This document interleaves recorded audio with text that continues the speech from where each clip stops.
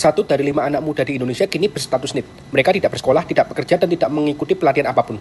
Apakah ini tanda bahwa generasi muda sedang menghadapi krisis perempat abad yang semakin serius? Indonesia emas tahun 2045 saat Republik Indonesia berusia 100 tahun akan menjadi mimpi jika jutaan Gen Z masih kesulitan mendapatkan pekerjaan dan akses pendidikan yang berkualitas.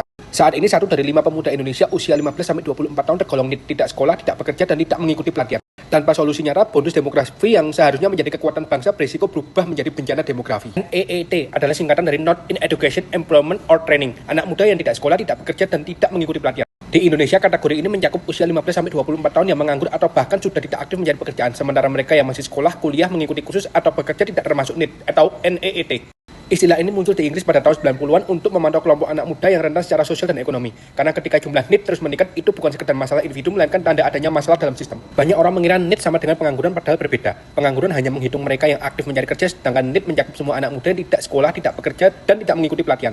Karena itu, seorang lulusan baru yang sedang mencari kerja bisa termasuk NEET dan pengangguran sekaligus. Seseorang yang tidak bekerja dan tidak lagi mencari pekerjaan juga tetap masuk kategori NEET.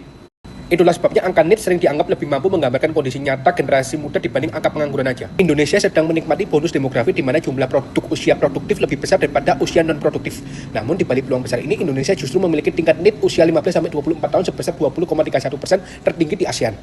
Angka tersebut bahkan lebih tinggi dibanding rata-rata negara ASEAN maupun negara maju seperti Aussie, UK, dan Jerman. Meski terus menurun dari tahun ke tahun, tapi tingkatnya masih tergolong mengkhawatirkan.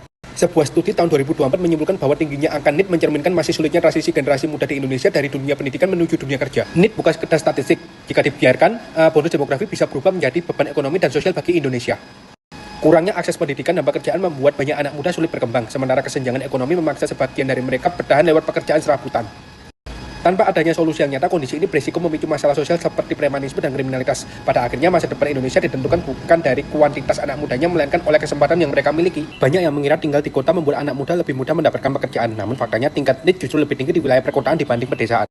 Mayoritas NEET adalah perempuan yang menghabiskan waktunya untuk pekerjaan domestik dan pengasuhan. Meski memiliki akses yang sama, budaya patriarki masih menjadi hambatan bagi banyak perempuan untuk melanjutkan pendidikan atau masuk ke dunia kerja. Di sisi lain, kota memang menawarkan lebih banyak peluang, tapi juga persaingan yang lebih ketat, biaya hidup yang tinggi, tuntutan keterampilan yang besar, dan minimnya koneksi membuat banyak anak muda, terutama dari keluarga berpenghasilan rendah, lebih rentan terjebak dalam kondisi NEET atau NEET.